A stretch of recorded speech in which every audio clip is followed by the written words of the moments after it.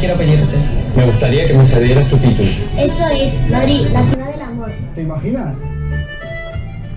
Muy pronto nuestras calles se van a llenar de invitados de todo el mundo. Y créeme, será para nosotros ojos, los corazones. Esperamos tanto amor por metro cuadrado como nunca antes habíamos tenido.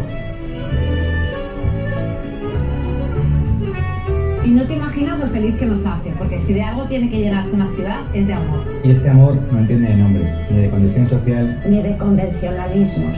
Es un amor diverso, libre. Es un amor orgulloso. Como nosotros, como Madrid. Amiga París, te pedimos el título de Ciudad del Amor durante la celebración del World Pride 2017. Ames a quien ames, Madrid te quiere. ¿Nos dejarías utilizar eso de tu ciudad tan bonito que es la ciudad del amor?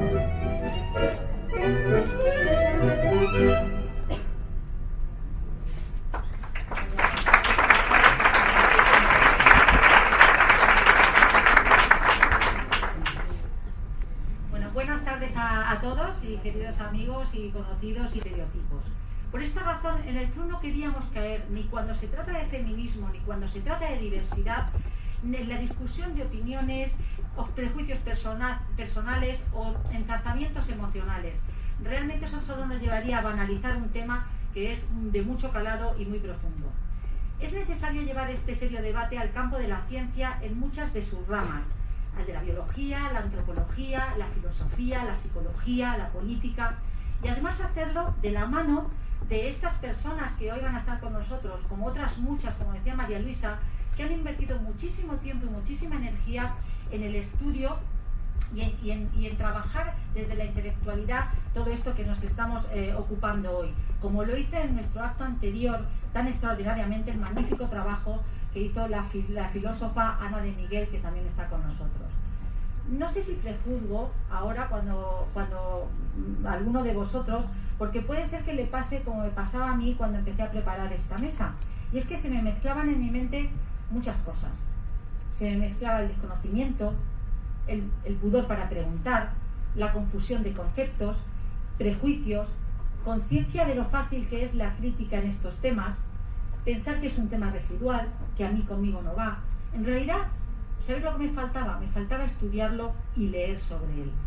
De hecho, estos 2 meses, ¿verdad, María Luisa? Hemos leído intensamente, nos hemos paseado por la Feria del Libro y por la librería de mujeres. Yo hablo de una manera que nadie me entiende.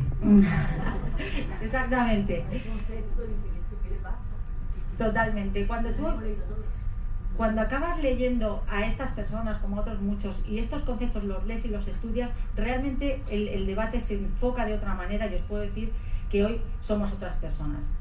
Queremos que este debate nos permita saber de qué hablamos y estemos cómodos hablando de LGTB, que conozcamos los conceptos básicos, la evolución, y lo haremos de la mano de Beatriz, de los conceptos básicos y la evolución desde hace unos cuantitos años donde la situación no era como la que tenemos hoy, de los enemigos y también de las referencias culturales y de los aliados que también existen.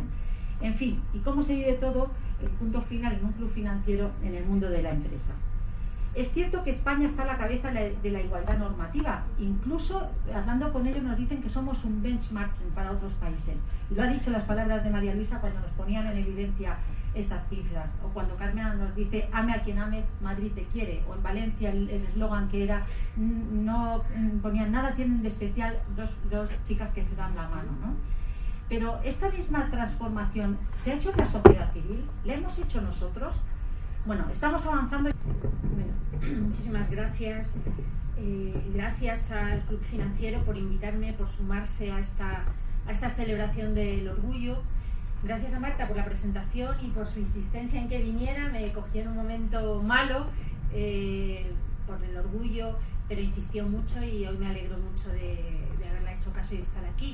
Y bueno, yo no sabía de qué hablar, me dijo que hiciera un repaso de conceptos básicos, que puede haber gente que no conozca exactamente algunas cuestiones básicas, y es un poco lo que voy a hacer. Yo siento si es muy básico para alguna gente, pero bueno, también intentaré que esté un poco a la altura de todo el mundo. Ella me decía que explicara un poco lo que significa LGTBI, que esas siglas que usamos constantemente, el orgullo LGTBIQ. Nosotros en el colectivo ya decimos LGTBIQ+,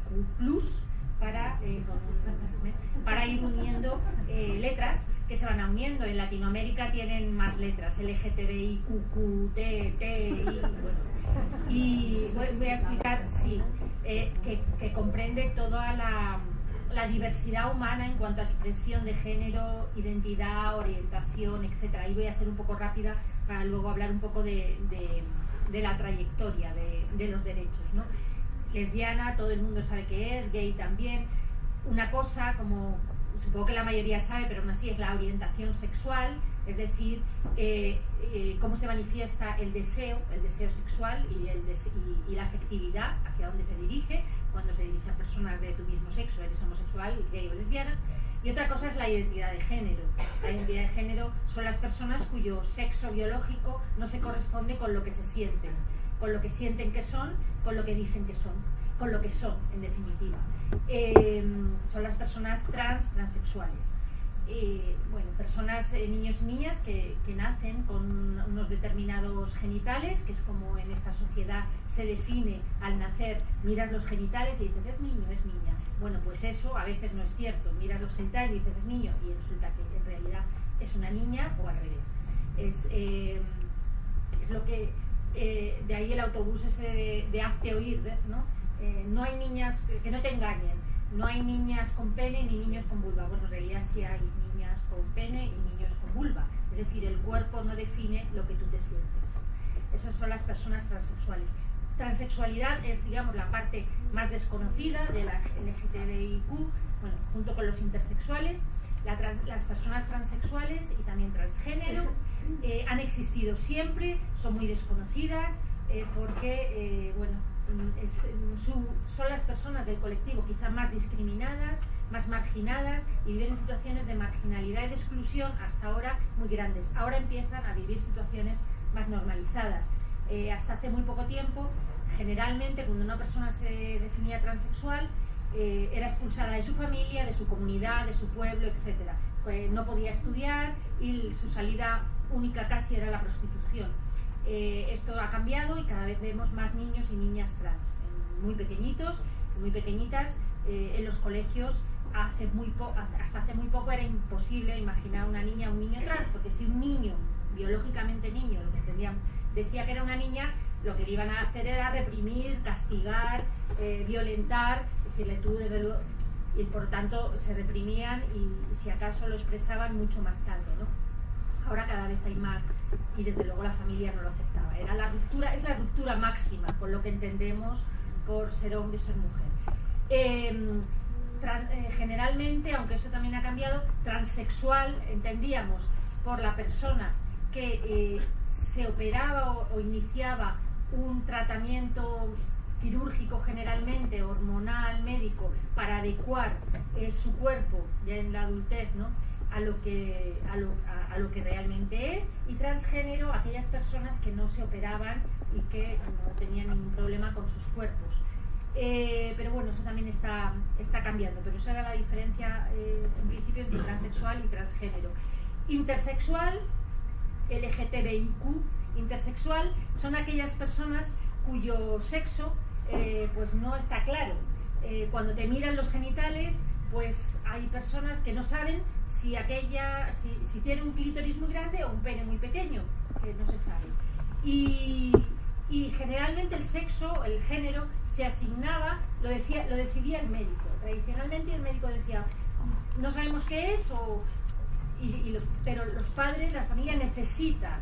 Esta sociedad no asume que pueda haber gente que no sea ni niño ni niña, entonces necesita que sea niño o niña. El médico decía, edúquenla como niña, llámenla María y edúquenla como niño, por defecto casi siempre era una niña, ¿no? Y bueno, eran educadas como niñas, en ocasiones como niños, hasta la pubertad, donde tales niñas, después de haber sido niñas, les salía barba, o tales niños menstruaban. Bueno, su reivindicación fundamental ahora son personas que pueden tener los genitales de una manera, el sexo gonadal de otra, los cromosomas de otros, y son más frecuentes de lo que podemos imaginar.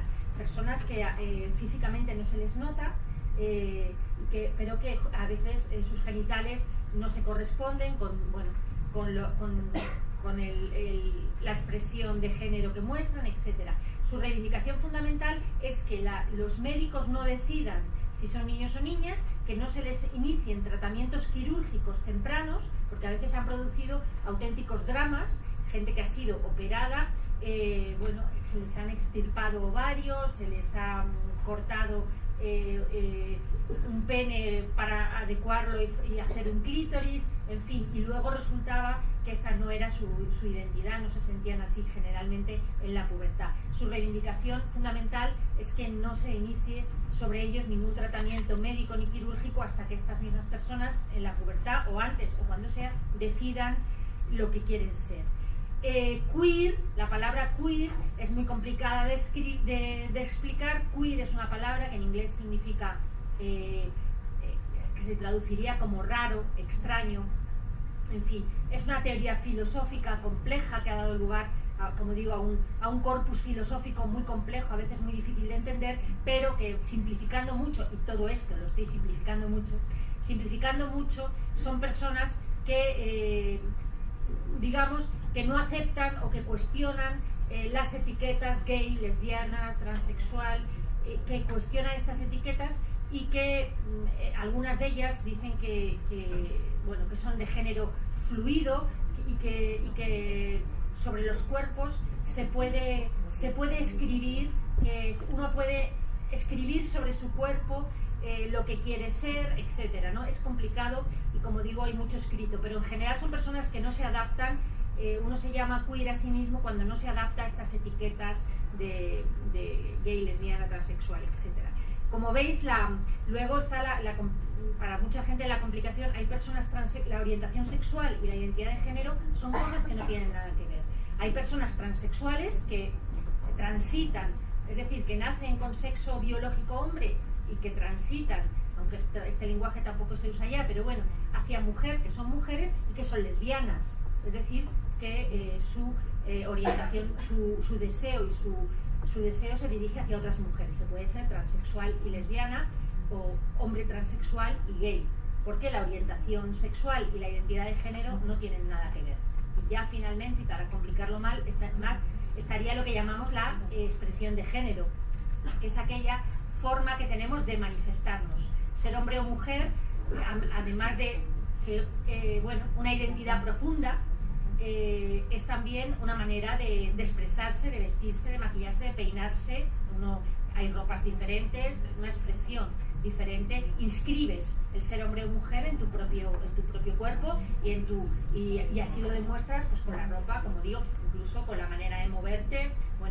La expresión de género puede ser masculina o femenina, y todo esto no tener nada que ver con el cuerpo, la identidad, la orientación, etcétera, ¿no?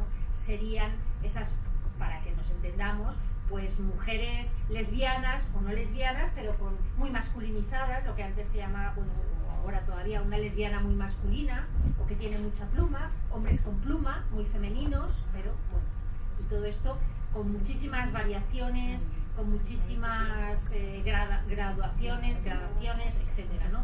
En definitiva, la diversidad en cuestiones de afectividad, de sexualidad, de deseo, de identidad, la diversidad humana es mucho más grande de lo que se nos deja ver, de lo que se nos ha enseñado. Y esto ha sido así siempre, en todas las culturas, no es nuevo, en todas las culturas ha habido personas, hombres y mujeres, y personas transexuales, bisexuales. No he hablado de los bisexuales.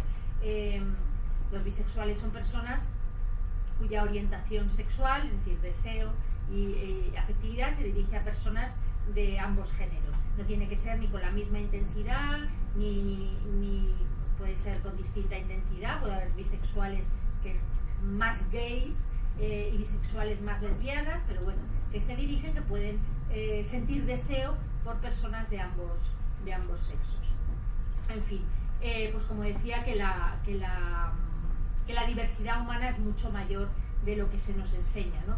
Yo tengo que decir, para acabar así con esta simplificación, con la que me siento un poco incómoda, pero espero haber aclarado algunas cuestiones muy rápidamente, que a mí en mi vida como militante LGTBI, conocer íntimamente, tener amistad profunda con personas transexuales ha sido lo más enriquecedor de toda mi vida.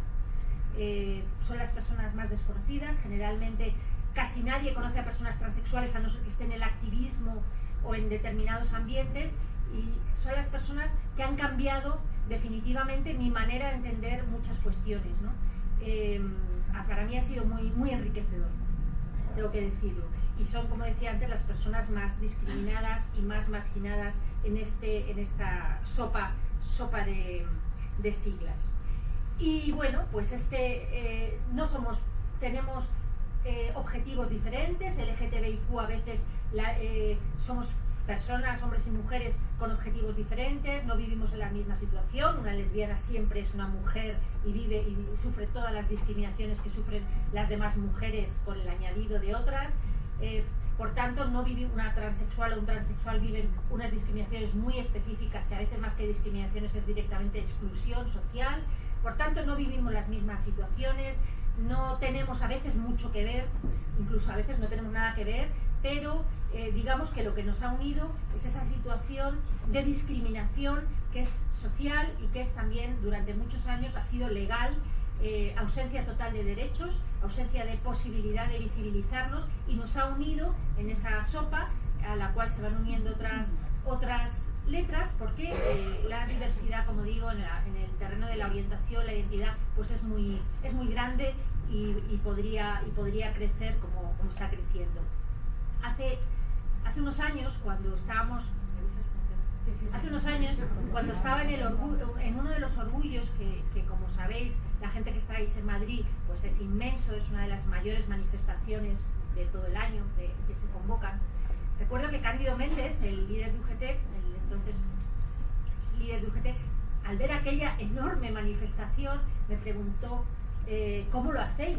Porque aquello él se subía allí al estrado y vio una riada de gente, entonces por la Gran Vía, me parece, por la calle Alcalá, no recuerdo entonces dónde la celebrábamos, y me dijo, ¿cómo hacéis, no? ¿Cómo conseguís esto, no? Y yo recuerdo que le dijimos, porque realmente lo que nos jugamos es nuestra vida. Por tanto, sí que es una lucha por la vida, y lo ha sido, todavía lo sigue siendo, ¿no? De ahí que, bueno, el hecho de que sea tan masiva. Nuestra lucha tradicionalmente ha sido una lucha por ser, por existir, por poder existir públicamente, porque no nos mataran y porque no nos machacaran y poder. Por tanto, eso ha sido el primer estadio de esa lucha, ha sido una lucha por ser, una lucha por poder decir soy gay, soy lesbiana, soy transexual, que no es una lucha concluida y que no ha sido nada fácil y que todavía sigue siendo muy difícil. Una persona que no puede decir públicamente soy lesbiana y me enamoro de mujeres y quiero vivir con mujeres, tiene amputada una parte fundamental de su vida. Y nada de lo que haga es verdad. Cuando estás con amigas, cuando con amigos, cuando estás en el trabajo, cuando estás saliendo, nada es verdad si tú no puedes decir, más que en ámbitos muy reducidos, soy lesbiana o resulta que soy un hombre, ¿no? A pesar de que me veáis así, yo soy un hombre. Bueno, si no puedes decir eso, tu vida está amputada de manera muy grave, y por tanto nuestra principal lucha desde siempre ha sido la lucha por existir. Esto en España, para que os hagáis una idea, la lucha fue, como sabéis, en el franquismo era un delito, podías acabar en la cárcel, más gays y trans que mujeres lesbianas, porque a nosotras la invisibilidad, el hecho de que mujeres puedan vivir juntas como amigas, no generaba la tensión que generaba, o el aviso, ¿no? La luz roja que se encendía cuando dos hombres viven juntos, que todo el mundo dice pasa algo cuando dos mujeres viven juntas. Yo recuerdo que yo vivía con mi pareja en la misma cama, o sea, dormíamos en la misma cama, éramos una pareja, y mi abuela decía, qué contenta estoy de que tengas una amiga tan íntima, qué contenta porque así no estás sola, ¿no? O sea, que no se le pasaba a mi abuela por la cabeza, si hubieran sido su nieto, seguramente sí se le hubiera pasado, aunque no lo hubiera dicho, ¿no? Entonces, bueno, en el franquismo, gays y transexuales sí que podían acabar en la cárcel, así que en virtud de la ley de vagos y maleantes, y luego la de peligrosidad social, la lucha fue desde el principio por la desde poquitos años antes de la muerte de Franco, por la despenalización de la homosexualidad, porque dejara de ser un delito. Esa fue una lucha que, a pesar de que fue una lucha muy dura, para que os hagáis a pesar de que ahora se mencione poco, para que os hagáis una idea, ya era legal el Partido Comunista y era ilegal hacer una asociación LGTB, ¿no? Entonces, las asociaciones LGTB se legalizaron después que el Partido Comunista. Costó mucho, ¿eh? O sea que ahora parece fácil, hemos ido muy rápido, pero la despenalización y la legalización del asociacionismo LGTBI costó muchísimo. Hasta el 79 no se legalizó la primera asociación LGTB. Después de la despenalización y de la posibilidad de asociarnos y de ser reconocidos, o de poder formar asociaciones legales, pues la lucha fue por conseguir derechos básicos. En esto fue muy importante la llegada, importante en sentido dramático, la epidemia que entonces fue de SIDA. Nos dimos cuenta que en desigualdad no se puede vivir, ¿no? Conocimos todos y todas parejas, uno de cuyos miembros moría por SIDA, empezó a morir muchísima gente, y la pareja se encontraba en la calle sin ningún derecho, en muchas ocasiones, además debido a la homofobia que había por entonces, los padres, la familia de la persona fallecida expulsaban a la pareja de la casa. Por supuesto no había derecho a herencia ni a pensión, pero ni siquiera, a veces hemos conocido casos, yo los he conocido, ni siquiera dejaban a la pareja, a lo mejor una pareja de 20 y 30 años, yo he conocido casos en los que no le dejaron ni entrar a por su ropa en la casa, su ropa, no la ropa de la pareja, su propia ropa, porque no tenía ningún derecho legal, no era nadie. Eso nos hizo ser conscientes de que la discriminación era terrible y que así no se podía vivir, y comenzó la lucha por el reconocimiento de ciertos derechos aparejados a las parejas, que eran, que mucho del derecho civil tiene que ver con eso, ¿no? Y bueno, ahí comenzó una lucha. Entonces no se nos ocurría hablar de matrimonio, era impensable. Comenzamos la lucha por leyes de parejas, por una ley de parejas que reconociera derechos sin llegar al matrimonio. Fuimos consiguiendo leyes en distintas comunidades autónomas que nos daban ciertos derechos, pero la ley que nos quedaba por conseguir era la ley de matrimonio, que es la ley que realmente nos discriminaba. Muchos derechos van aparejados al matrimonio, ahora cada vez menos, porque se van perdiendo, desgajando, ¿no? Se van convirtiendo en derechos subjetivos, individuales, pero entonces muchos derechos van aparejados al matrimonio. Luchamos por el matrimonio durante décadas y lo conseguimos, como ha dicho Marta, en 2005, y también una ley de identidad de género, que eran nuestras dos reivindicaciones: matrimonio, ley de identidad de género. Ley de identidad de género era para las personas transexuales, para que pudieran cambiar legalmente su nombre en los documentos. Imaginar a una mujer transexual con aspecto de mujer, con nombre de mujer y vestida de mujer, maquillada, etcétera, y con un DNI que pusiera Pedro. O sea, esa persona, si ya lo tenía difícil, imaginar para conseguir trabajo. O sea, imposible, ¿no? Tú eres una mujer, te perciben como mujer, das tu DNI y pone Pedro Pérez. Bueno, el hecho de cambiar ese DNI era vital para estas personas. Se consiguió en una ley que entonces fue muy avanzada, porque se consiguió sin necesidad de obligar a que para el cambio de nombre los documentos tuvieran que pasar por una operación que no todas las personas quieren pasar. Hay gente que se siente cómoda con su cuerpo y no quiere operarse, y hay otra gente que sí. Bueno, pues esa fue la ley de identidad de género y fue la que se consiguió. Y ahora mismo, y ya voy acabando, lo que estamos luchando es por leyes de identidad de género. Una ley en el Parlamento español. Ahora mismo tenemos ya una ley de identidad, va a presentarse en el próximo curso legislativo, una ley de identidad de género más moderna, porque la lucha ahora de las personas trans es por la despatologización. La OMS sigue considerando la transexualidad una enfermedad, también ha considerado la homosexualidad una enfermedad, hasta hace muy poco tiempo, por cierto.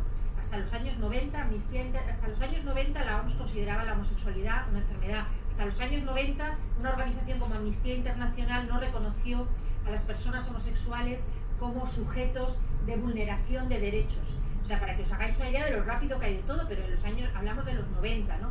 Bueno, pues la ley de identidad de género por la que peleamos ahora es una ley que que permita hacer el cambio registral, hacer el cambio de género, no solo sin necesidad de operación, que eso ya está conseguido, sino sin un diagnóstico médico, que ningún médico tenga que decidir lo que tú eres, ¿no? Y esa es la lucha ahora de las personas transexuales, la despatologización, retirar, y también a nivel mundial que la OMS retire la transexualidad de su catálogo de enfermedades mentales. Y en el campo LGTBI, ahora mismo ya hay una ley que se ha registrado. La lucha es, una vez conseguida la igualdad formal, la igualdad legal, la lucha es contra la LGTBI-fobia, para proteger de la discriminación, como existen leyes que protegen de la discriminación a las mujeres, como existen leyes del odio que protegen del racismo, pues para proteger de la discriminación a las personas LGTBI, de la discriminación y del odio, para que las agresiones sean castigadas, para que la discriminación en la empresa sea más difícil de hacer, para que estén protegidas en la escuela, en la familia, etc. Y ahora sí que termino. La escuela creo que es el gran... es lo que nos queda mucho por hacer en lo cotidiano, pero el gran tema es que entendamos que las personas LGTBI no salimos a los 15 como un repollo, que nos abrimos, ¿no? Y decimos, no, que antes que nosotros y que nosotras ha habido un niño y una niña que era LGTBI y no ha podido decirlo en el colegio por miedo al acoso. De hecho, los niños y las niñas LGTBI se intentan suicidar o piensan en el suicidio un 40% de veces más que las personas heterosexuales. Hay un alto índice de suicidios entre los niños y las niñas LGTBI, aunque luego no se diga que ha sido por eso, porque a veces las propias familias lo ocultan, pero hay niños gays, la conciencia de la identidad de género es muy temprana. A veces a los 3-4 años uno ya sabe si es niño o niña, se corresponda o no, como he dicho, con tu cuerpo, y a los 3-4 años uno o una puede saber si es gay o lesbiana. También puede que no, y que lo sepas a los 15, a los 20, y hay la posibilidad de cambiar a lo largo de la vida, pero también ocurre que lo sabes a veces muy pronto. Y en la escuela eso es todavía un gran tema y es objeto de muchísima discriminación, mucho acoso, mucha marginación y sobre todo mucho dolor. Como decía antes, luchamos por ser, luchamos por vivir con la mayor felicidad posible y como los demás y como las demás, sin un dolor añadido que creemos que es muy injusto. Nada más, gracias.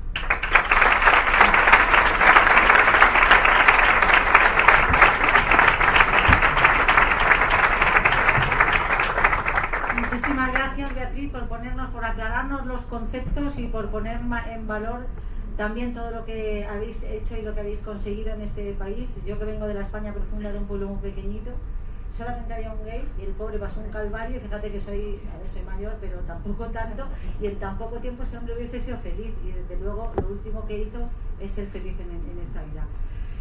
Vamos a pasar al segundo de nuestros ponentes, Octavio Salazar, otra persona con la que nos vamos a dedicar, y le voy a pedir a María Luisa que lo presente, porque además de un extraordinario ponente intelectual, es amigo personal de María Luisa. Entonces, sí, yo lo quiero mucho, pero no sé si viceversa. Ahora quiero una declaración de amor. Esto está poniéndose, la cosa se está poniendo. Bueno, una buena noticia para todos y también para Cedrique Prieto. Declaración de Ana Hidalgo. Aquí estamos con la televisión. Ana Hidalgo acaba de responder a la alcaldesa de Madrid diciéndole, estimada Manuela Carmena, estimados amigos de Madrid, desde París os ama y comparte su título de Ciudad del Amor con vosotros. Ana Hidalgo. Después lo comentamos. Bueno, Octavio, ya os dije que Octavio es una persona, profesor titular de Derecho Constitucional, acreditado como catedrático de la Universidad de Córdoba, otro andaluz en esta mesa, y sus líneas de investigaciones son igualdad de género, nuevas masculinidades, derecho LGTBI, me faltan las últimas palabras que tú has añadido, Beatriz, diversidad cultural y religiosa, democracia y ciudadanía. Es miembro de la Red Feminista de Derechos Constitucional de la Red de Hombres por la Igualdad, de la Asociación Clásica y Modernas y de la Asociación Personas por la Diversidad Afectivo-Sexual. Te falta Mujeres a Venir, lo siento.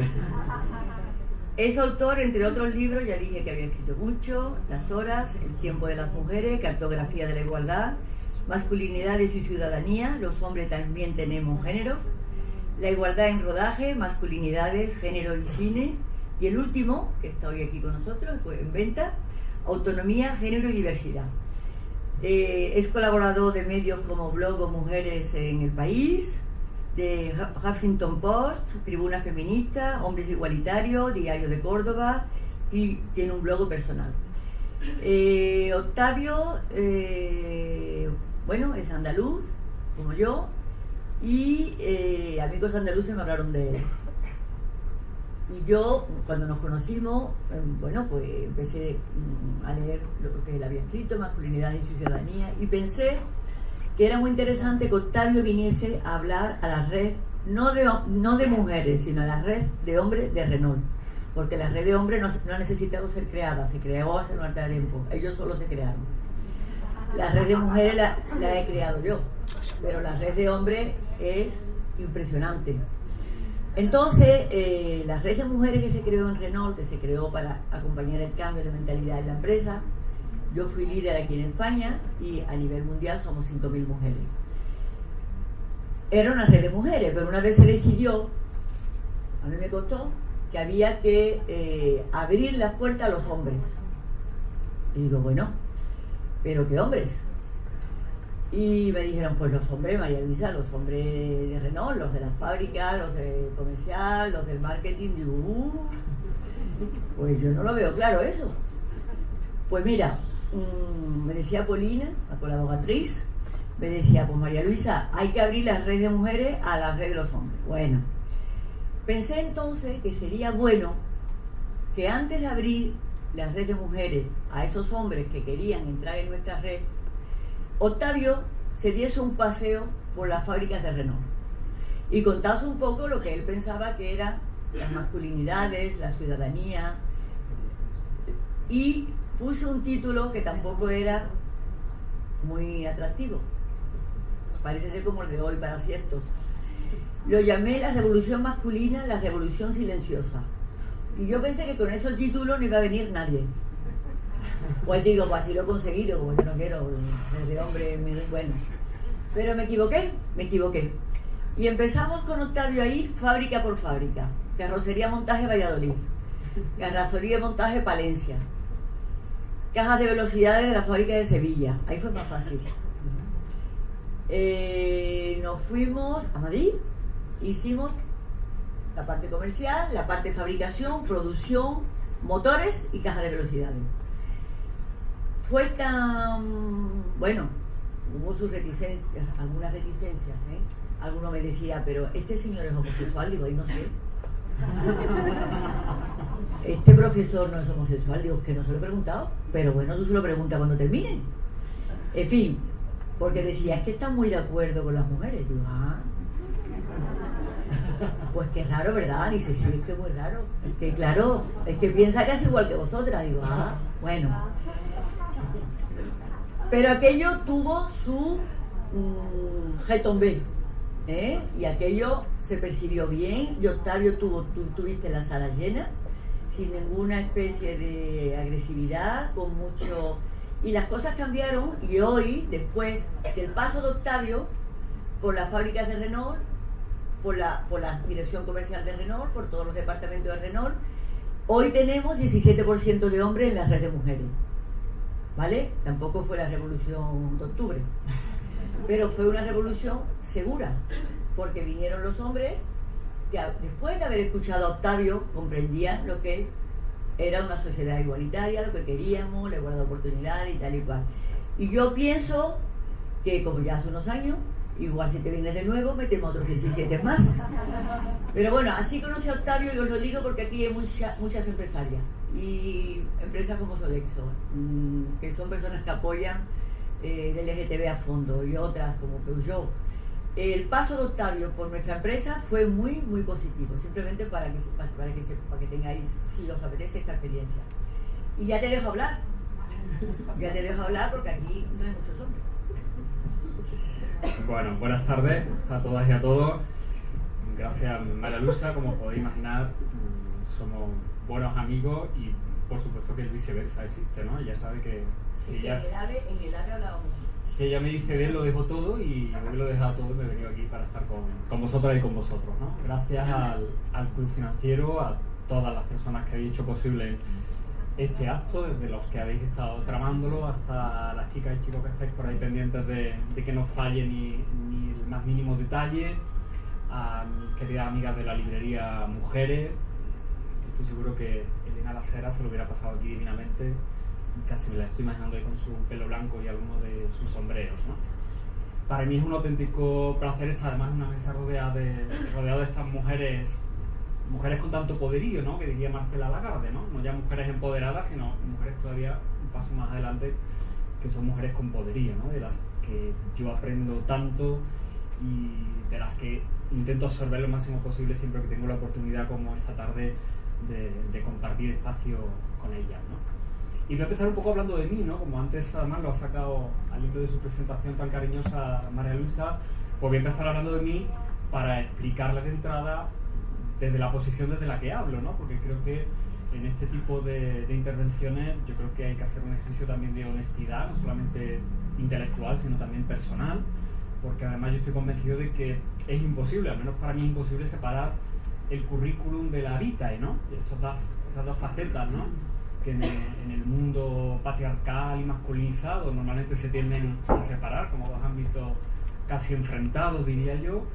Pues yo tengo relativamente claro, bastante claro desde hace un tiempo, que mi vida no tiene sentido sin mi currículum y al contrario, ¿no? Y que todo forma parte del mismo conjunto de cosas, ¿no? Y en ese conjunto de cosas lo único que yo tengo claro es que efectivamente soy un bicho raro, ¿eh? Pero desde que yo el año pasado le oí a Rosa Montero en una de las presentaciones de su último libro decir tan abiertamente que la normalidad no existe y que finalmente todos somos bichos raros porque lo normal es lo normativo, pues yo estoy absolutamente contento, alegre y satisfecho de ser eso, un bicho raro que de alguna manera obedece a esos tres criterios que, si ven mi perfil de Twitter o en alguna otra red social, pues lo utilizo un poco como carta de presentación, ¿no? De entrada, creo que soy un jurista bastante heterodoxo. Yo me dedico al derecho constitucional, trabajo dando clases en la Facultad de Derecho de la Universidad de Córdoba y explicando a mi alumnado la Constitución, los derechos, las libertades, los órganos políticos. Pero sí es cierto que dentro de lo que habitualmente se entiende, que es el derecho, soy alguien que se toma el derecho de manera muy diversa a lo que es la línea dominante, ¿no? No soy nada formalista, suelo tratar los temas de manera muy incluso transdisciplinar. Antes que hablábamos de lo transexual, pues transdisciplinar incluso. Y por supuesto bebo muy especialmente de todas las fuentes que tienen que ver con la teoría feminista, ¿no? Soy un hombre feminista y aunque esos términos a algunas y a algunos les puedan parecer imposibles de conciliar, pues yo creo que efectivamente el futuro solamente será posible si mujeres y hombres seamos finalmente todas y todos feministas, ¿no? Yo hace un tiempo que tengo muy claro además que el feminismo no es solamente una propuesta teórica de una enorme envergadura que lleva siglos aportando planteamientos políticos, culturales, filosóficos realmente revolucionarios, sino que también es una vindicación política y además de todo eso es una manera de vivir, ¿eh? Y eso es algo que he ido aprendiendo en los últimos años gracias fundamentalmente a las enseñanzas que he ido recibiendo de mis amigas feministas, ¿no? Aquí está por ejemplo una querida amiga como es Ana de Miguel, que sin duda es una de esas referencias, ¿no? De las que yo me nutro cada día, ¿no? Por lo tanto, para mí el feminismo es una especie de ética, ¿no? Una manera de estar en el mundo y una forma de vida, ¿no? Por lo tanto, no puedo separar el feminismo de mi acercamiento a los temas, ni tampoco, por lo tanto, del acercamiento a los temas que esta tarde estamos viendo, ¿no? Y luego, pues también soy padre, y a mí me gusta definirme, jugando un poco con los términos, como un padre queer, porque también lo que hace tiempo descubrí es que yo como sujeto masculino me sentía tremendamente incómodo en esas etiquetas, en esos compartimentos estancos, ¿no?, que desde hace siglos el patriarcado viene estableciendo en cuanto a lo que significa ser hombre, ser hombre además con una determinada orientación sexual normativa y mayoritaria, ¿no?, entre comillas, y por lo tanto me gusta ese término queer, ese término raro, en lo que supone de subversión, ¿no?, y en lo que supone de contestación a unas categorías que yo creo que habría que desmontar, ¿no?, y que yo creo que el gran horizonte, ¿no?, político, jurídico y cultural sería efectivamente desmontar esas categorías estáticas, ¿no? Pero creo que todavía queda mucho camino por recorrer hasta llegar a ese momento, ¿no? Y de eso es de lo que pretendo hablar en mi tiempo de intervención. Efectivamente, hemos dado en nuestro país, antes lo apuntaba Beatriz, y no voy a ahondar mucho en ese recorrido histórico, en nuestro país hemos dado un salto, evidentemente, no solamente cuantitativo, sino cualitativo, en cuanto al reconocimiento jurídico, en cuanto al reconocimiento de derechos, de libertades. Hemos pasado de un país donde, como decía antes Beatriz, se perseguía penalmente a los homosexuales, a un país que tiene un código penal donde lo que se penaliza es precisamente el discurso del odio discriminatorio contra las personas por razón de su orientación sexual o su identidad de género, ¿no? En ese arco que va de una norma penal a otra, pues hay toda una larga historia de luchas personales, de luchas colectivas, y ahí yo creo que ha sido esencial el papel que en este país ha tenido, por un lado, el movimiento feminista, sin duda, y por otro lado también el movimiento LGTBI, con todas las siglas y todas las letras que le queramos poner, ¿no? Hasta llegar a un momento donde tenemos normas, barro un poco para casa, como puede ser el Estatuto de Autonomía de Andalucía, donde precisamente se reconoce como un derecho fundamental, algo que ni siquiera está en la Constitución española, que si se plantea una futura y necesaria reforma, habría que introducir todos estos temas en el texto constitucional. Bueno, pues en el Estatuto de Andalucía ya tenemos un artículo, el artículo 35, donde se reconoce el derecho de toda persona a que se respete su orientación sexual y su identidad de género, ¿no? Ahí hay toda una larga trayectoria y creo que es necesario hacer ese ejercicio de memoria, ¿no? Cuando hablamos de derechos humanos, cuando hablamos de justicia, cuando hablamos de democracia, no podemos perder la perspectiva de esa memoria, es decir, no podemos perder la perspectiva, es algo que yo continuamente le repito, ¿no?, a mi alumnado, que en nuestro país pues había, como veis ahí en la diapositiva, hasta hace relativamente poco tiempo, fichas policiales donde el motivo para abrir esa ficha policial era la orientación sexual de una persona, ¿no? Y eso estaba vigente en nuestro país hasta hace nada, hasta antes de ayer. Eso en términos históricos es nada, ¿eh? Por lo tanto, no podemos perder de vista esa perspectiva, esa trayectoria donde la homosexualidad ha sido considerada una enfermedad. En el año 1990, el 17 de mayo de 1990, es cuando la Organización Mundial de la Salud decide dejar de considerar a la homosexualidad como una enfermedad. Por eso ese día se celebra el Día contra la Homofobia a nivel mundial.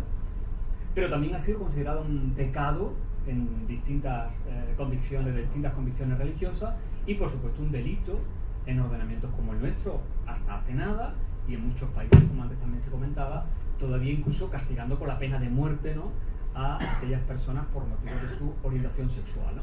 Por lo tanto, no podemos perder de vista ese recorrido, ¿no?, y esa trayectoria, ¿no? Desde el punto de vista de la igualdad de derechos, efectivamente vivimos ya en una sociedad, y tomo ese término del feminismo, ¿no?, y de todo lo que ha aportado la teoría feminista, en una sociedad formalmente igual. Es decir, nadie puede discutir que con sus luces y sus sombras tenemos instrumentos legislativos que, como antes apuntaba Beatriz, algunos hay que mejorarlos, hay que avanzar, hay que trabajar en otro tipo de instrumentos, pero yo creo que desde el punto de vista legislativo meramente formal hemos dado un salto absolutamente incuestionable. Ahora bien, otra cosa es que vayamos a la realidad, a qué pasa de facto y a que nos planteemos eso que en términos jurídicos llamamos la igualdad material.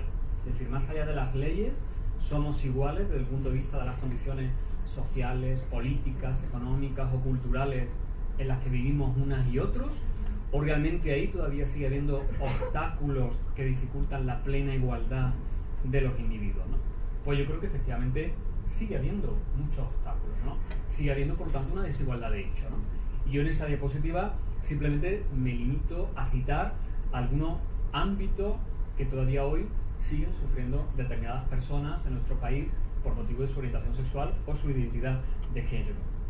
Antes se apuntaba algo al respecto, ¿no? Los llamados delitos de odio y discriminación, ¿no?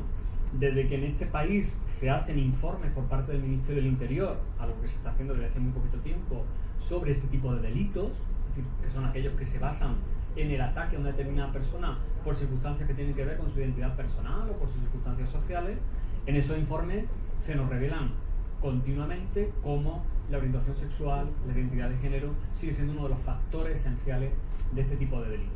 Un tipo de delito en los que además hay que tener en cuenta que uno de los principales problemas que hay es que, y hay constancia de ello, la mayor parte de esos delitos no se denuncian, precisamente por el miedo, ¿no?, que tienen muchas de estas personas, homosexuales, lesbianas, transexuales, a hacer visible su identidad o su orientación sexual o acudir a una comisaría de policía o incluso por desconocimiento del marco normativo.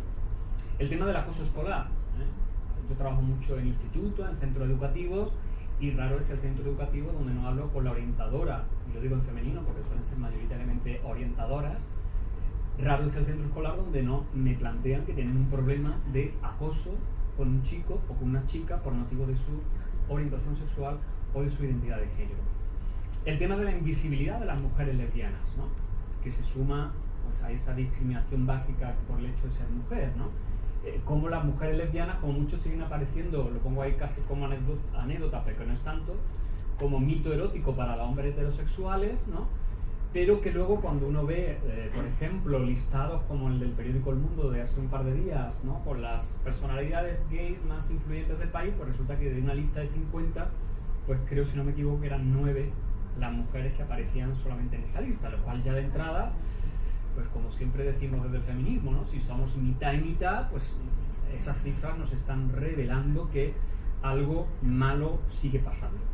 Luego, algo que a mí me preocupa especialmente, porque yo soy un chico de un pueblo del sur de Córdoba, vivo en una capital de provincia pequeñita, y creo que a veces perdemos de vista que hay una diferencia enorme entre cómo se siguen viviendo todas estas cuestiones en los contextos urbanos y en los contextos rurales, Y creo que a veces se plantean discursos, campañas e imaginarios que van muy dirigidos a un sector muy determinado de la población LGTBI, y pierde de vista que la realidad de un pueblo pequeño, de una zona rural, de una capital de provincias del interior de nuestro país, no tiene nada que ver con lo que pasa en Madrid, con lo que pasa en Barcelona, con lo que pasa en Málaga.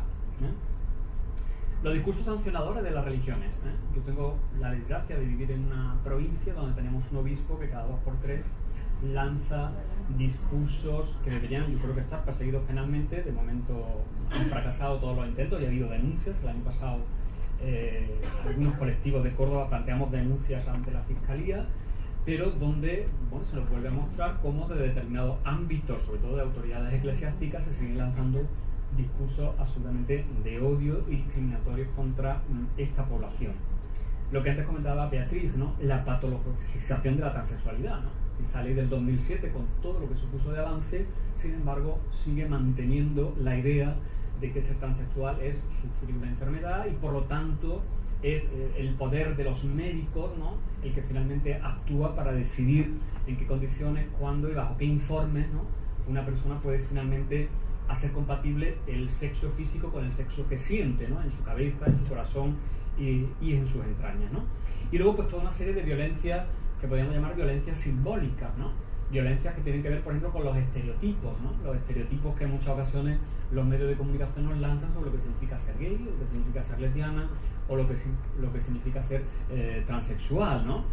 Y más allá de esos estereotipos, la violencia simbólica, que para mí supone, pues de repente estar en unos grandes almacenes, encontrarme un libro de un sujeto que sigue defendiendo que la homosexualidad se puede curar, ¿no? O que, por ejemplo, cuando en el año 2005 se discutió en el Parlamento Español la reforma del Código Civil para introducir el matrimonio igualitario, hubo comparecencias, ¿no?, de algunas personas que defendían, ¿no?, que la homosexualidad podía curarse y que, por supuesto, era una aberración, ¿no?, reconocer el matrimonio igualitario, ¿no? Todo eso implica una violencia, sin duda, política, ¿no?, y simbólica de primer orden. Y todas esas violencias, ¿no?, de todo tipo, ¿no?, que siguen sufriendo las personas por motivo de su orientación sexual o identidad de género, yo creo que está muy estrictamente relacionado con un orden político, un orden cultural que está como subsuelo, ¿no?, a todas estas realidades, que es, como bien analizado fundamentalmente en la teoría feminista, pues el orden patriarcal, ¿no? El orden patriarcal, que es donde se establecen unos determinados modelos de subjetividades masculina, femenina, de relaciones entre ambas, y donde, y de manera por supuesto tremendamente esquemática y reducida, nos encontramos como el eje de ese orden patriarcal es el dominio masculino, y por lo tanto la ideología básica es el machismo y a su vez el androcentrismo, es decir, el hombre como el eje de referencia universal, y por lo tanto a partir de ahí la universalidad sustitutoria masculina, ¿no? Los hombres nos asumimos, ¿no?, el papel de representantes globales de la masculinidad y no los hombres en general, sino un determinado modelo de hombre. La subordiscriminación de las mujeres, ¿no? Utiliza un término que utiliza una jurista vasca, Magui Barrere, ¿no?, que va más allá de la discriminación, es esa idea de la subordinación estructural de las mujeres y la devaluación de lo femenino, ¿eh? Todo lo que lleve el adjetivo femenino se tiende a considerar como de menor entidad, de menor prestigio, de menor autoridad, ¿no? Eso en el ámbito de la cultura. Laura Fraser, me imagino que lo comentaría aquí en la última jornada que organizasteis, lo explica perfectamente cómo pasa eso en el ámbito de la creación. Y ese modelo además se apoya en un modelo hegemónico, ¿no?, de masculinidad, que es un modelo basado fundamentalmente en la detentación del poder, de la autoridad, de la violencia, lo cual no quiere decir que inmediatamente y de manera irreversible todos los hombres ejerzamos violencia o seamos violentos, sino que desde el momento en que tenemos poder y autoridad tenemos la posibilidad de utilizar instrumentos coactivos y violentos sobre los que están sometidos y sometidas a nosotros. Una identidad que, si por algo se caracteriza, es por su precariedad, ¿eh? Los hombres que responden a este modelo hegemónico necesitan permanentemente estar demostrándose a sí mismos y a los demás, y fundamentalmente a sus pares, que son hombres de verdad, ¿no?, como cantaba Alaska en los 80, ¿no?, que buscaba un hombre de verdad. Bueno, pues los hombres permanentemente tienen la necesidad de demostrar que son hombres de verdad y que no están traicionando a su género, ¿no? Y eso sucede muy especialmente en los grupos de pares, ¿no?, y a través de toda una serie de rituales que los hombres desarrollan a lo largo de su vida. Y ese modelo de masculinidad, que es ahí donde quería ir también, es un modelo tremendamente homofóbico. Homofóbico en el sentido de rechazo de todo lo que tiene que ver con ese ámbito que es el de las mujeres, el de lo femenino, es decir, no simplemente homofobia en el sentido de rechazo de la orientación sexual, sino homofobia en el sentido de todo lo que tiene que ver con las mujeres. Porque ser un hombre de verdad significa no ser una mujer. Por lo tanto, un hombre que no responde a esas expectativas de género ya se plantea, como antes decía en broma María Luisa, la duda de si será homosexual o qué será, ¿eh?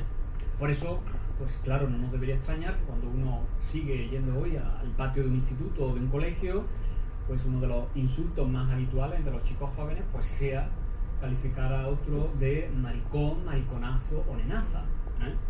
Con independencia de que esté aludiendo a su orientación sexual. De esa manera lo que está es devaluando su masculinidad, ¿eh? De esa manera también vemos cómo, y eso lo explicaba muy bien Didier Eribon, ¿no?, que es uno de los principales teóricos, ¿no?, de la identidad homosexual, cómo la injuria, el insulto, forma parte de esa identidad, ¿eh?, absolutamente vulnerable de las personas homosexuales, ¿eh? Esa vulnerabilidad, que es una vulnerabilidad emocional, física, social, genera además una situación de miedo. Y como bien explica Amelia Barcácer, quien está en una situación de miedo no tiene poder, ni puede tener poder. Por lo tanto, difícilmente podemos tener sujetos y sujetas empoderados, empoderadas, si seguimos situándolos en ese contexto de miedo, de vulnerabilidad y de violencia, ¿no?, estructural y simbólica contra ellos y contra ellas. Por lo tanto, yo creo que efectivamente hemos avanzado desde el punto de vista legislativo, hemos avanzado desde el punto de vista formal. A todos y a todas se nos llena la boca de tolerancia, ¿no?, esa palabra que yo erradicaría del lenguaje, porque efectivamente la tolerancia implica un ejercicio de violencia, ¿no?, por parte del que tolera frente al tolerado, ¿no? En una situación jerárquica, no hay una situación de igualdad, ¿no? Si tuviéramos igualdad de derechos, sobraría la tolerancia, ¿no? Yo no tendría que tolerarte a ti si efectivamente fuéramos iguales y nos reconociéramos como iguales, ¿no? Por eso yo creo que la palabra clave es la del reconocimiento. ¿Qué hace falta ahí? Pues yo creo que hace falta, y ahí apunto toda una serie de cuestiones de manera muy rápida y casi telegráfica, las comento. Creo que es muy importante trabajar de manera colectiva, ¿eh? Yo creo que a veces uno de los problemas que se tiene desde el punto de vista en general de la igualdad, ¿no?, es perder de vista esa dimensión colectiva y política de la lucha, y yo creo que además el marco neoliberal en el que estamos propicia, ¿no?, esa lógica individualista que fracciona tremendamente a los sujetos políticos y que por lo tanto hace que se corten alas, ¿no?, de esas reivindicaciones.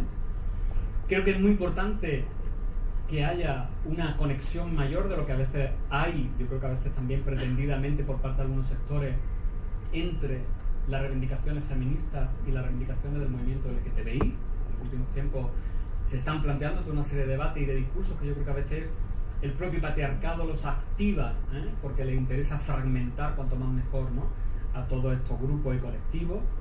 Creo que hay que trabajar por un nuevo, pues eso, un nuevo pacto social, ¿no?, como desde hace ya tiempo viene reclamando el feminismo, ¿no?, un nuevo modelo de convivencia, en el que planteemos una construcción de las subjetividades con independencia de las orientaciones, las identidades de género, totalmente distinta a la que tenemos, y un reparto de roles, de derechos, de responsabilidades completamente distintos al que tenemos en la actualidad. No podemos perder de vista la dimensión transnacional, es decir, a veces nos quedamos demasiado mirándonos nuestro ombligo de lo bien que estamos en esta ciudad del amor y perdemos la perspectiva de que en países tan próximos como algunos de la Europa del Este es que están torturando en cárceles a gays. Por lo tanto, en esta Europa de los derechos de la democracia no deberíamos perder esa perspectiva. Tenemos, por lo tanto, que reconocer la pluralidad de sujetos y de identidades, eliminar o al menos reducir la potencia, la efectividad que siguen teniendo, por utilizar unos términos de Foucault, esos poderes disciplinarios que siguen existiendo en nuestra sociedad. Y cuando hablo de poderes disciplinarios me refiero, por ejemplo, a la medicina, el poder del médico para decidir si un intersexual tiene que ser un chico o una chica y practicar directamente una mutilación genital, ¿no?, que es lo que pasa en muchas ocasiones con las personas intersexuales. El poder médico, que es el que hace un informe para legitimar que una persona transexual pueda cambiar su nombre en el DNI. El poder de las religiones, el poder de la cultura, el poder, por supuesto, de los medios, ¿no?, el poder del derecho. El derecho sigue siendo un instrumento disciplinario y que determina muy claramente cuáles son las identidades normalizadas, normativizadas y cuáles son las que se quedan fuera. Creo que hay que reconocer, por supuesto, la diversidad de formas familiares y de vínculos y de dependencias y de cuidados. Ya el salto que se dio con el reconocimiento del matrimonio igualitario fue un salto sin duda importantísimo, pero yo creo que quedan todavía muchos más saltos que dar, ¿no? Yo creo que incluso ahí hubo una lógica asimilacionista que incluso yo sería hasta ciertamente crítico con ella. Hay que superar el carácter androcéntrico y heterosexista del derecho. El derecho que sigue diciendo en el Código Civil que el modelo de referencia del buen comportamiento es el diligente buen padre de familia. Y que si hace, nosotros, yo ahora mismo estoy en un grupo de reforma constitucional con perspectiva de género, y está mi colega Iciar Gómez que puede confirmarlo, donde por ejemplo de entrada estamos analizando el tipo de lenguaje, ¿no?, que se utiliza en la Constitución española, donde por cierto las mujeres solo estáis en el artículo dedicado al matrimonio. Hay que superar también la lógica individualista del derecho antidiscriminatorio, ¿no? Yo creo que esos instrumentos, aun debiendo existir, son tremendamente perversos porque sancionamos al culpable individualmente considerado, pero no cuestionamos las estructuras que generan que haya, por ejemplo, personas que cometan un delito de odio o de discriminación contra una persona homosexual, ¿no?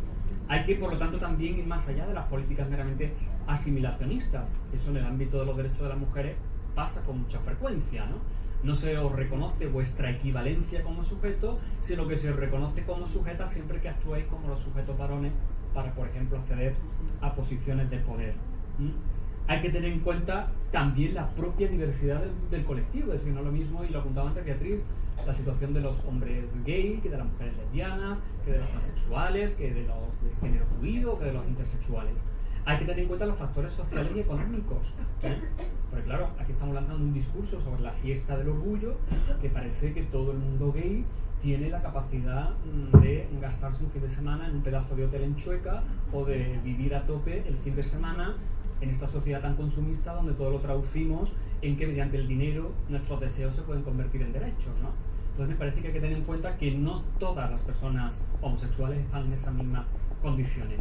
Y hay que tener en cuenta, por supuesto, eso que desde el feminismo jurídico se ha llamado la discriminación interseccional, ¿no?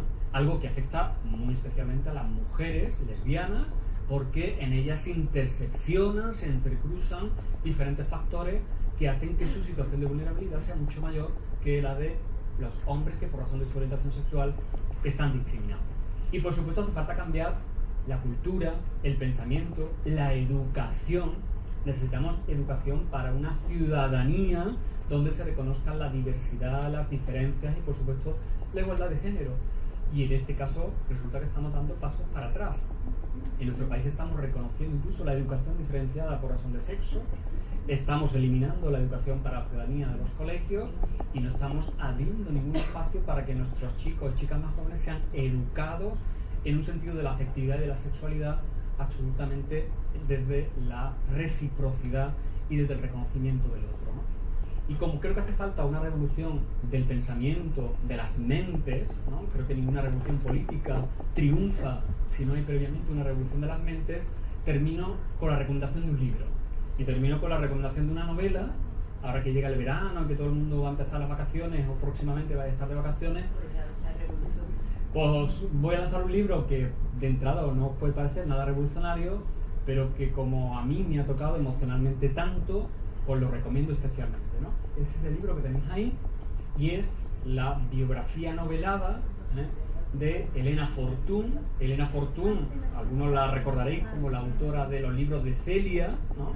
Esa heroína que, bueno, siguieron muchísimas generaciones de chicos y de chicas, especialmente en nuestro país. Bueno, pues Elena Fortún fue una mujer que tuvo que luchar contra un modelo, primero, que la metía dentro de las jaulas del patriarcado, y no solamente del patriarcado, sino también de lo que algunos denominan heteropatriarcado. Es decir, ella es una mujer lesbiana que difícilmente pudo vivir con absoluta libertad, pues eso que antes llamabais el derecho a existir, y que escribe una novela donde ella crea un personaje que se llama María Luisa, pero donde realmente lo que está contando es su propia vida, ¿eh?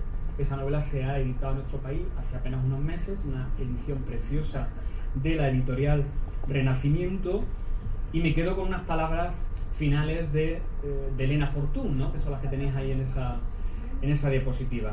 Yo no quiero ser madre de familia, no me quiero casar, ni estudiar piano, ni coser, ni hacer cuentas, solo quiero leer todos los libros que hay en el mundo.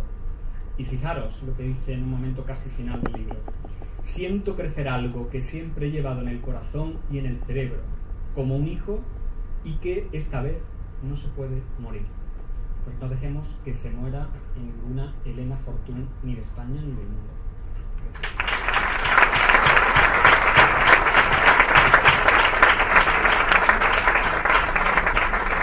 Muchísimas gracias, Octavio. Hay un capítulo en tu libro que habla de la desobediencia cultural, que me parece que nos pone en evidencia todos estos deberes que nos has puesto, que nos has abrumado. Ahora vamos a trabajar la dimensión de la empresa. ¿Por qué? Porque nos parecía que en el Club Financiero y con empresas y valientes como por ejemplo Karina, que patrocina un acto de estos, o Jorge Tomé, que está saliendo por la puerta porque se tiene que marchar, pero que es verdad que quiere estar en todos estos actos apoyando, porque cuando hablamos de la sociedad civil, la sociedad civil se moviliza, pero no podemos olvidar que las personas, que en las empresas tenemos capacidad de influencia, o cualquiera, o los directivos, o cualquiera de nosotros, siempre que tengamos un ámbito donde actuar y lo hacemos, eso hay que reconocerlo. Entonces sé que en el núcleo de la empresa hay mucho que hacer. Y quiero que Marta Fernández, nuestra tercera ponente a la que vamos a presentar, nos ponga en evidencia si es bueno, si es enriquecedor y si es necesario que una empresa trabaje la diversidad. Marta Fernández es licenciada, es doble licenciada en Derecho y Económicas y Empresas y un máster en MBA en el Instituto de Empresa. Ella empezó su carrera trabajando en una consultoría, estuvo más de 10 años. Y en un momento dado da un giro a su vida y decide hacerse empresaria. Monta la primera empresa monta Les Working, que es la primera red de mujeres lesbianas del país. Sale en el mundo como de las mujeres más influyentes hoy en todos estos temas de LGTB.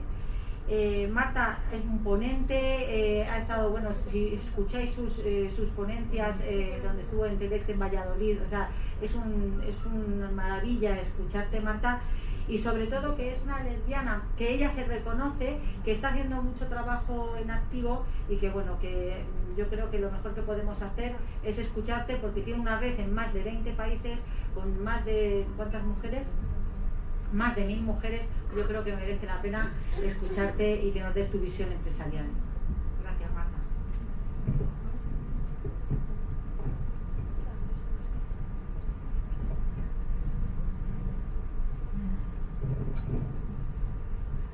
Buenas tardes a todos y a todas. A todas, yo creo, primero porque sois mayoría, también por el lado derecho, que veo muchas caras. Muchísimas gracias al Club Financiero Génova, a Marta, muchas gracias a María Luisa por invitarme. Es un placer estar aquí. Decía Beatriz Jimeno antes que es muy importante los colegios, la educación, ¿no? Y trasladar a los niños toda esta diversidad, algo que a lo mejor a nosotros, a ninguno de los que estamos en esta sala, no nos enseñaron, la riqueza de la afectividad, de la identidad, de la orientación.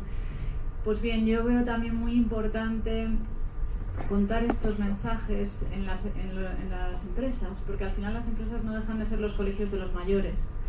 Entonces, cuando los niños llegan a casa porque les han explicado algo en el cole y si la familia no está sensibilizada con el tema, por un comentario de un padre o de una madre que no esté sensibilizada o sensibilizado, puede ser que ese niño se quede más con la idea de su casa que con la idea del colegio. Así que por eso creo que es muy importante que organizaciones como el Club Financiero Génova aborde esta cuestión, y creo que es el momento adecuado además para hacerlo, porque es precisamente ahora cuando en España se está abordando la diversidad LGBT dentro de las empresas. Yo tengo preparada aquí una hojita que lo que quiero es explicaros un poco de dónde venimos, ¿no? Y a dónde vamos en España en el mundo de diversidad LGBT dentro de las corporaciones. Y tengo que empezar por un hecho que no es del mundo empresa, que es precisamente la aprobación del matrimonio igualitario en 2005. Eso, hasta que no se legalizó la situación en España, en el mundo corporativo esto no se tocaba, este tema de la diversidad sexual. Pero esto dio un punto de arranque porque en 2007, estamos hablando de 10 años antes de lo que vivimos ahora, sucedió algo muy importante, que fue el Instituto de Empresa. Se crearon el Instituto de Empresa en la Escuela de Negocios, ahí estudié yo el MBA.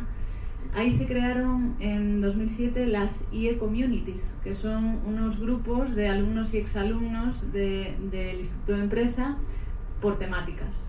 Un financiero, la IE Community de mujeres, la IE Community... había de distintas clases. El caso es que en ese momento unos alumnos internacionales pidieron crear la IE Community LGBT y le quisieron llamar el IE Out. Pues bien, la persona que llevaba las IE Communities en ese momento dijo que le parecía bien que se creara esa IE Community, e inmediatamente salió esa noticia, que no se ve nada porque está muy pequeñita, pero salió en prensa: el Instituto de Empresa sale del armario, ¿no? El miedo que toda organización creo que puede tener en el caso de dar un paso al frente y abordar la temática LGBT. Pues bien, esto sucedió en 2007, se creó mucha polémica, la Escuela de Negocios recibió cartas de alumnos ya inscritos diciendo que retiraban su matrícula porque no iban a estudiar en una escuela de maricones, perdón por decir esta expresión, pero digamos que fue un punto que puso a esta Escuela de Negocios en un momento de decir: ¿qué hago? ¿Apuesto por la diversidad LGBT o no?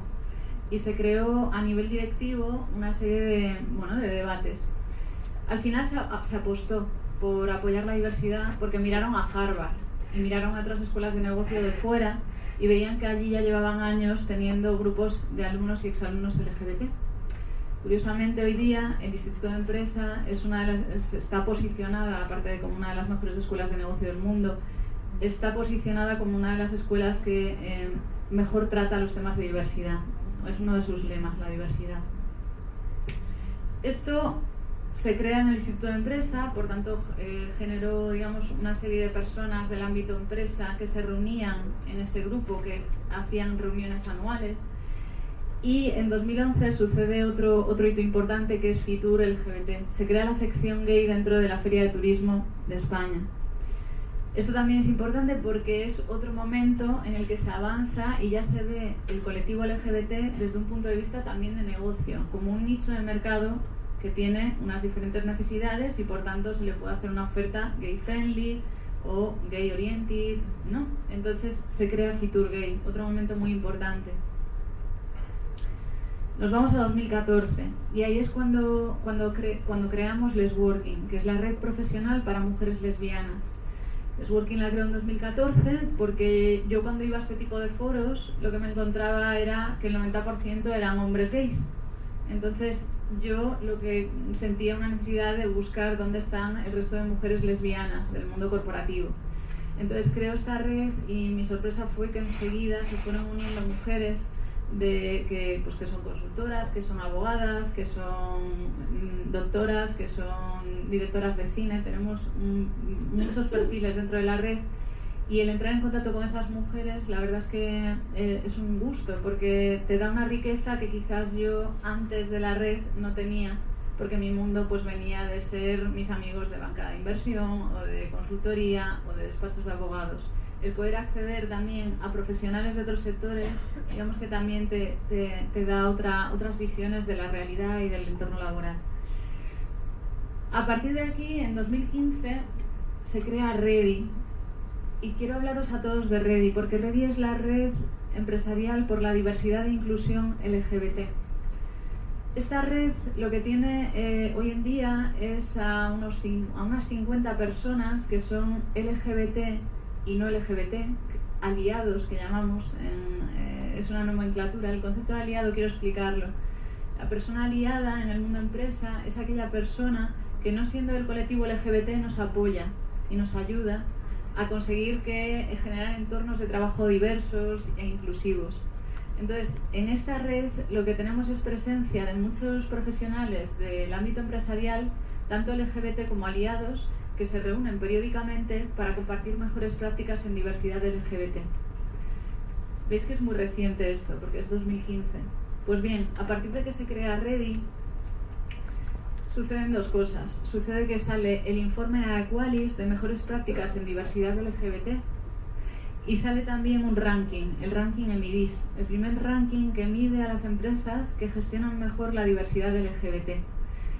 Y esto es curioso, no sé si se ve porque la verdad es que es muy pequeñita la imagen, pero ahí os encontráis empresas como Telefónica, como SAP, como IBM, como Procter & Gamble. Son empresas que están dando pasos muy grandes en diversidad LGBT. Y si lo están dando ellas es porque realmente hay un business case detrás de la diversidad LGBT, aparte de un tema ético y de responsabilidad social corporativa. Por tanto, informe de buenas prácticas que además se puede descargar de manera gratuita, acaba de salir una segunda edición. Os recomiendo a todos aquellos que queráis. ¿Cómo estamos en el automóvil? Pues en el automóvil creo que no tenemos a ninguna empresa. Tiene que apuntar en la red. Yo os animo, aliada total. Os animo a todos los que queráis empezar a trabajar la diversidad LGBT a uniros a Ready, y tenemos además personas dentro del público que ya pertenecen a Ready, con lo cual creo que es un buen foro donde se comparten buenas prácticas y donde hay que estar si queréis dar pasos dentro de vuestras organizaciones con el tema de la diversidad LGBT. Tenemos ranking, tenemos informe de buenas prácticas y en 2017, yo creo que es porque ha sido el World Pride, ya nos hemos vuelto locos y aquí tenemos de todo. Se ha hecho un congreso, el primer congreso por la diversidad LGBTI en la empresa, que lo tuvimos el martes pasado, lo organizó Intrama, donde teníamos presencia pues, de alrededor de 30 empresas, todas en general multinacionales, algunas españolas, otras extranjeras, hablando de diversidad LGBT en España y con lo que habían hecho en estos últimos años y cómo habían ido avanzando en estos temas. Tenemos un estudio de mercado, precisamente de Nielsen, que tenemos aquí a personas de Nielsen, que se llama Consume con Orgullo, donde analizan las tendencias de los consumidores LGBT para identificar oportunidades de mercado para las empresas, para ver de qué manera tienen que vender los productos al colectivo y además diferenciando por cada letra, porque como decían antes, cada letra tenemos unas necesidades diferentes como consumidores. Tenemos la segunda edición del informe Equalis y también un informe de buenas prácticas en diversidad LGBTI de la Fundación Seres. Veis que ya lo que quiero transmitiros con esto, con esta hoja, es que las empresas, el mundo corporativo en España ya se está sensibilizando y está empezando a trabajar este tema, igual que en su día se ha trabajado la diversidad de género o la diversidad funcional, con la que ya estamos más acostumbrados aquí en España. En los países anglosajones sucede un poco al revés. Es curioso que en Estados Unidos, en Inglaterra, ya se lleva trabajando mucho tiempo la diversidad LGBT.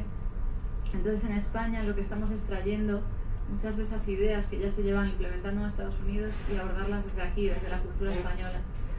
En 2014, precisamente cuando creé el Working, me invitaron a hablar en un TEDx en Valladolid, como comentaba Marta antes. En ese TEDx el título de la charla era «Si es un buen negocio para las empresas salir del armario». Pues bien, en ese TEDx que hice de 15 minutos no pude poner ni un solo ejemplo español. Me tuve que traer todos los ejemplos de rankings, de informes de Estados Unidos, porque no había nada aquí. Y hoy la verdad es que estoy muy contenta de que 3 años después ya tengamos muchas empresas trabajando en este tema y, por ejemplo, una empresa como Vodafone teniendo su propia carroza dentro del orgullo, porque ya trabajo internamente la diversidad y ya puede salir con una carroza y expresarle al mundo que está preparado para recibir a sus clientes LGBT. No quiero decir con esto que cualquier empresa... ¿Podemos salir con camiones nosotras? Podéis salir con lo que queráis. Claro que sí. El sector del automóvil yo creo que es uno de los que... Yo ya participo un año. ¿Aquí en Madrid? Pues el año que viene es que la directora de marketing, ella es la que manda, la de Renault. Y nos ofrece un coche y verás si nos van a ver. Pues sí, pues ahí la verdad es maravillosa. El orgullo, sé que hay gente, a lo mejor hay opiniones encontradas, incluso dentro del propio colectivo, yo creo. Hay personas que lo defienden, otras que lo critican. Personalmente lo defiendo, aunque quizás no me sienta a lo mejor identificada con algunas de las personas que van dentro, pero creo que es muy importante respetar la diversidad en general. Y ya no porque seas femenina, masculina, lesbiana, heterosexual, cisexual, lo que sea. Al final es importante respetar la diversidad y bueno, pues que cada uno se exprese si es contento y feliz con lo que es, si vive de acuerdo a sus sentimientos. Creo que es algo muy, muy bonito. Entonces creo que el orgullo merece la pena apoyarlo. Así que esto para que veáis que es muy reciente todo el movimiento LGBT, pero aún más reciente el movimiento LGBT abordado desde el mundo corporativo. No tengo tiempo ahora para contaros en detalle todo lo que hay que hacer, porque además, como veis, hay informes muy densos y hay mucha información. De los informes para nosotros las empresas es muy importante que entremos y que tú nos presentes con detalle las cosas, pero haremos un desayuno de trabajo cuando queráis, María ¿vale? Luisa, cuando queráis. Pero así, por dar unas pinceladas rápidas, internamente hay que trabajar con los recursos humanos, porque lo primero es que tu empresa, los empleados LGBT se sientan cómodos y capaces de compartir que son LGBT.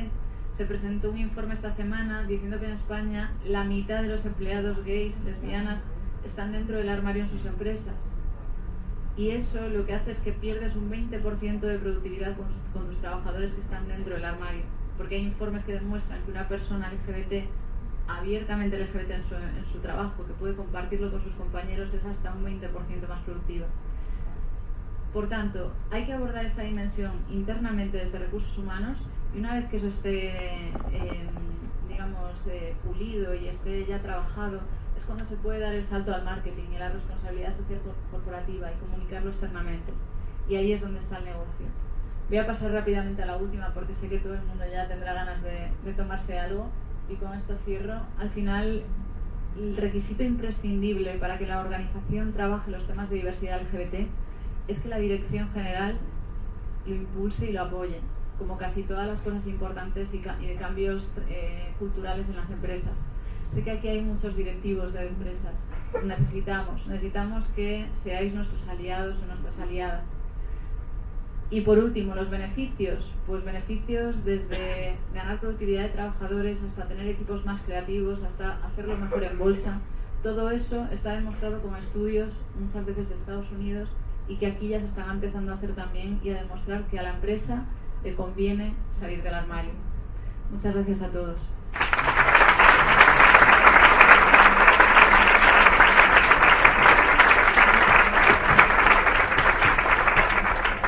muchísimas gracias. María Luisa ya te ha emplazado para un taller específico sobre este tema.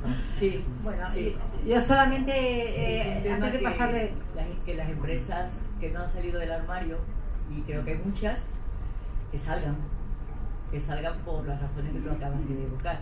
Las empresas que tienen mucho que hacer, pero las empresas las hacemos las personas, o sea que aquí también coger el testigo. Bueno, sencillamente, antes de pasar la palabra a María Luisa, gracias a los tres ponentes. Yo creo que nos habéis puesto sobre todo a pensar y a conocer que desde el conocimiento es desde donde se puede cambiar las cosas. Desde la ignorancia lo único que podemos hacer es meter la pata, con lo cual muchísimas gracias por esta oportunidad que nos habéis dado a los tres. Muchísimas gracias a todos vosotros y le paso la palabra a María Luisa para que concluya el acto. No, lo va a concluir una persona que ha sido muy generosa, porque es Cédric Prieto, que es el cónsul general de Francia, que nos ha prestado el título, que somos la Madrid, la ciudad del amor, y eso tiene su contrapartida, y yo quiero que nuestro cónsul general de Francia concluya este acto. Tienes un micro aquí. Y una pregunta simplemente que puedes abrir. París es la ciudad del amor, pero ¿será París también la ciudad de la diversidad como Madrid? ¿Qué es mejor?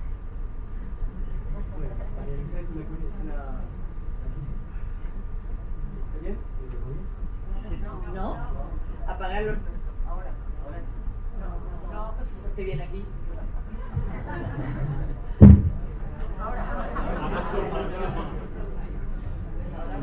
Puedes hablar de pie. Bueno, muchas gracias María Luisa por tu pregunta y por la organización de este acto. Es una pregunta muy difícil que me está planteando realmente, y después de lo que oyeron al principio del acto sobre lo que dijo la alcalde de París. Alcaldesa de París. Una andaluza, Una andaluza, sí.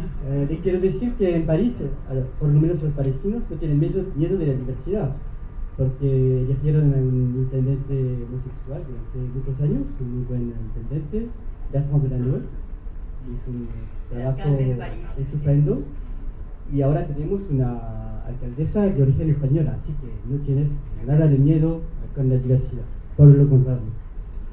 Y bueno, creo que hemos escuchado a estupendas presentaciones de esos clientes aquí hoy, que están unidos por una pasión por la diversidad, una pasión por una convicción muy fuerte que tienen dentro de su corazón, que se sintió mucho escuchándoles, y con valores que nosotros los franceses compartimos con ustedes. Valores que alcanzamos después de siglos de lucha, de revoluciones, la libertad, la igualdad, la fraternidad, y al final pienso que el reconocimiento de la diversidad, de la diferencia, es por encima de todos esos valores que compartimos hoy con ustedes españoles. Creo que es un mensaje que tenemos que tener de este acto. Y bueno, creo que el ser humano se enriquece siempre de la diversidad, de la apertura al otro, de la diferencia, de su aceptación plena del vecino, que puede ser distinto de sí mismo. Es la palabra clave que usaron varios de ustedes es la educación, porque pienso que todo empieza por esto, por la educación de los niños, de las niñas, educación a la tolerancia. Por la palabra, pero pienso que tenía que decirlo. Educación a no tener complejos, que un niño o una niña es. Y educación a finalmente aceptar los demás. Yo creo que todo empieza por eso. Y bueno, no quiero robar más la palabra, pero solo quería decir que ustedes españoles hacen la diferencia entre ser y estar, lo que da mucho más lugar a la diversidad que el être francés, me parece. Así que podemos hacer otro evento sobre esta diferencia, me parece clave también. Un desayuno que es más barato. Un desayuno, es más práctico. Más barato. Y, a una palabra, ¿verdad? Y creo que cada uno debe tener el máximo orgullo por su ser, cualquier que sea. La diversidad es nuestro seguro de vida, una sociedad bajo la tiranía de la uniformidad, del conformismo y del políticamente correcto. Una sociedad que reprime la diversidad no crece más y finalmente se muere. Por eso, cuando se habla de partes del mundo en que se reprime, se encarcela, a veces se mata simplemente por el simple hecho de querer, de amar, eso es moralmente totalmente absurdo, inadecuado, y creo que para luchar contra eso tenemos que, entre nosotros, armarnos y promover siempre, en cada momento de nuestra vida profesional, privada, en la educación con nuestros niños, este valor fundamental de la diversidad. Muchísimas gracias. Quería decir muchas más cosas hoy. No, ya está bien. Porque me impactó mucho. No puedo decir cosas más porque estoy sin voz después de escuchar tantas presentaciones con tanta cualidad. Y bueno, gracias María Luisa por la calidad de sus eventos. Siempre son excelentes, con ponentes de... Es que creo que tener dos países, tener siempre un país de referencia a veces es extraordinariamente enriquecedor, porque nos comparamos, sabemos lo que hacemos aquí bien y que podemos transportar o exportar, y viceversa. Yo sé que en el tema de la LGTB como en el tema de la diversidad, pues España está haciendo cosas muy interesantes, que Francia tiene que servir de inspiración en materia de violencia de género, y el tener esos dos países es muy enriquecedor, pero más enriquecedor todavía es tener el apoyo que nosotros tenemos de la Embajada de Francia en España, el apoyo de nuestro cónsul general, de nuestro embajador y de Francia en general. Así que yo voy a terminar de manera patriotísima diciendo viva España y viva Francia. ¡Viva!